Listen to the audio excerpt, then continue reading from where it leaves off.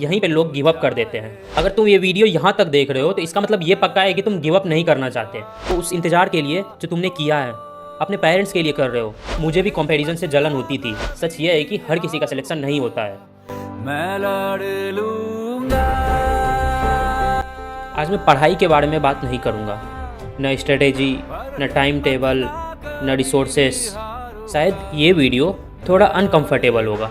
चलो मैं कुछ पूछता हूँ पहले। कब लास्ट टाइम तुम्हें बिना एंजाइटी के नींद आई थी? और कब तुमने लास्ट टाइम किसी से ये कहा था कि तुम्हें डर लग रहा है? तुम स्ट्रांग दिखते हो, मोटिवेटेड रहते हो, और तुम अगर ओपन नेचर के हो तो इंस्टाग्राम पे या फिर कहीं पे तुम अपने कोट शेयर करते हो या फिर तुम अपनी स्टोरी शेयर करते हो। लेकिन तुम्हारे अंदर से क्या? और सबसे बड़ा सवाल, क्या तुम सच में सिलेक्शन के लिए पढ़ रहे हो? या फिर कोई अगर जानता है कि तुम इस चीज़ की तैयारी कर रहे हो तो तुम सिर्फ उनको प्रूफ करने के लिए पढ़ाई कर रहे हो? इसका जवाब मैं एंड में दूंगा, रुकना।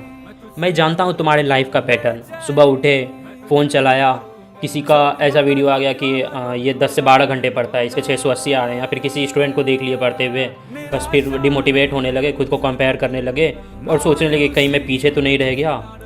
और अगर कभी पेरेंट्स पूछ दिए कि पढ़ाई कैसी चल रही है तो वहाँ बोल देते हो कि ठीक चल रहा है। और अगर तुम्हारा किस्मत ख़राब हो और तुम्हारे पास अगर तुम्हारे रिलेटिव्स कुछ हो जिन्हें पता है कि तुम ऐसे कुछ तैयारी कर रहे हो और वो टॉक्सिक हो, तो वो कभी कभी पूछ देते हैं कि इस बार हो जाएगा ना? तुम तो हंसी के साथ बोल देते हो कि हाँ हो जाएगा। लेकिन सच क्या है?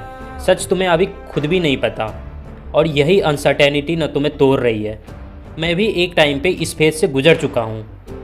रात को सोने से पहले मैं भी काफ़ी बार सोचता था अगर नहीं हुआ तो, और रिज़ल्ट के दिन मैं भी फ़ोन लेके बैठा रहता था। और मुझे भी कंपैरिजन से जलन होती थी। अगर मेरे पेरेंट्स किसी से मेरा कंपेयर कर दे, मैंने खुद से ही अगर खुद के मार्क्स को किसी से कंपेयर कर लिया तो मुझे भी प्रॉब्लम होती थी।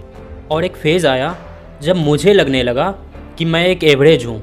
और ये जो वर्ड होता है ना, एवरेज, ये एक एस्पिरेंट के लिए सबसे ज़्यादा पेनफुल होता है।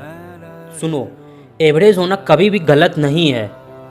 अगर तुम साइलेंटली किसी एक दिन के लिए पढ़ाई कर रहे हो तो एवरेज होना तुम्हारा चॉइस है। सिलेक्शन सिर्फ इंटेलिजेंस का गेम नहीं है, ये एक इमोशनल टेस्ट है। पेपर 3 घंटे का होता है, पर जर्नी मिनिमम 2 साल की होती है।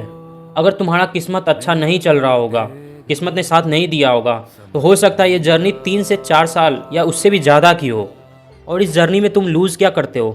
कभी कभी अपना घर, अपने फ्रेंड्स, कुछ फंक्शंस। तुम्हें पता है ट्रिप्स का रियल सिनेरियो मुझे नीट के पहले तक कुछ पता ही नहीं था।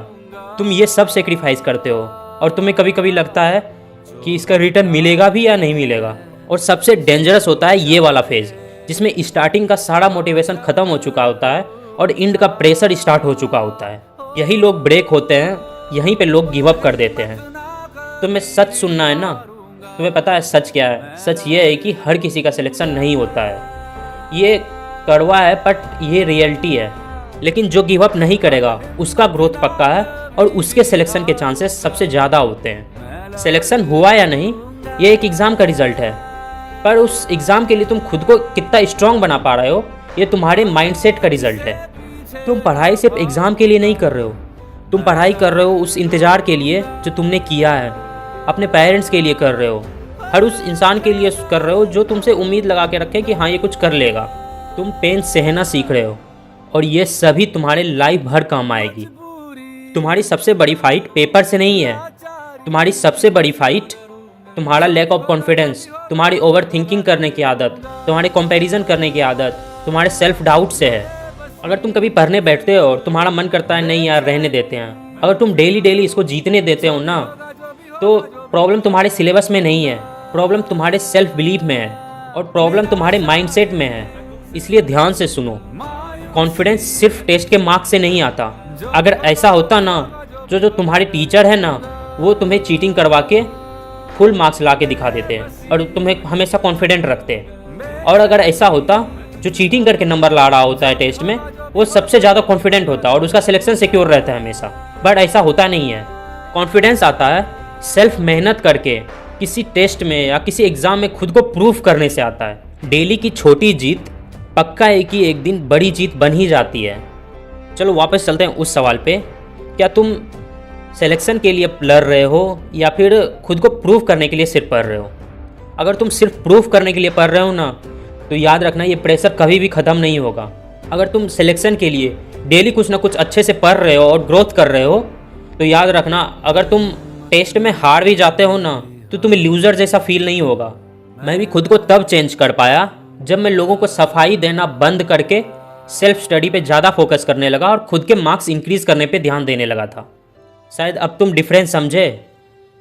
अगर तुम थक गए हो ये भी ठीक है, अगर तुम्हारे मार्क्स कम आ रहे हैं इट्स ओके, अगर तुम आज रो दिए हो ये भी ठीक है।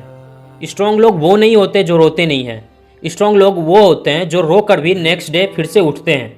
अगर तुम ये वीडियो यहाँ तक देख रहे हो तो इसका मतलब ये पक्का है कि तुम गिव अप नहीं करना चाहते, और बस इतना ही काफ़ी है। एक दिन ऐसा आएगा जब तुम पीछे मुड़ के देखोगे ना, ये वाला फेस तुम्हें प्राउड फील कराएगा। तुम्हारा सिलेक्शन हो या नहीं हो, तुम वीक नहीं निकले, तुम भागे नहीं। और ये एक लास्ट लाइन याद रखना, सिलेक्शन सिर्फ तुम्हारी कैपेबिलिटी डिसाइड नहीं करती। कोई कैपेबल होता है कि वो 5 से 7 कोचिंग के मॉड्यूल या फिर पेपर सॉल्व करके दिखा दे, पर ज़रूरी नहीं कि उस बंदे का बहुत अच्छे नंबर आते हैं, सिलेक्शन हो जाते हैं। सिलेक्शन तुम्हारी कंसिस्टेंसी डिसाइड करती है। अगर तुम अपने जिस भी कोचिंग में पढ़ रहे हो, जहाँ का भी टेस्ट दे रहे हो, उसको कंसिस्टेंसी के साथ दे रहे हो और उसके नोट्स को कंसिस्टेंटली पढ़ रहे हो, तो मैक्सिमम चांस होता है कि तुम सेलेक्ट हो जाते हो। अगर तुम लड़ते रहे, तुम ऑलरेडी डिफरेंट हो। अगर ये वीडियो तुम्हारे दिल तक गया है तो प्रॉमिस करो कभी गिव अप मत करना। मैं यही हूँ, तुम अकेला नहीं हो। सो मिलते हैं फिर कभी नेक्स्ट वीडियो में।